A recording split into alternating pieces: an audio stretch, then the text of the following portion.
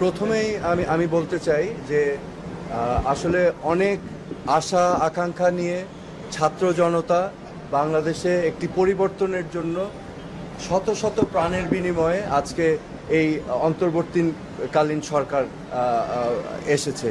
তো আমাদের এই সরকারের কাছ থেকে প্রত্যাশা অনেক বেশি। হ্যাঁ, আমরা চাই যে একটি গণতান্ত্রিক সমৃদ্ধশালী প্রগতিশীল বাংলাদেশ যাতে ভবিষ্যতে আমরা পাই। আমাদের বংশধর, আমাদের ছেলে মেয়ে, আমাদের নাতি নাতনি সবাই যেন একটি সুন্দর বাংলাদেশ পায়, সেই প্রয়াসেই কিন্তু এত মানুষের আত্মত্যাগ, ছাত্র জনতার এই অভ্যুত্থান। সো আমি ব্যক্তিগতভাবে এই সরকারের সাফল্য কামনা করছি এবং আমি মনে করি যে কোনো ভালো কাজ, একটি রাষ্ট্র গঠনের কাজ বা পুনর্গঠনের কাজের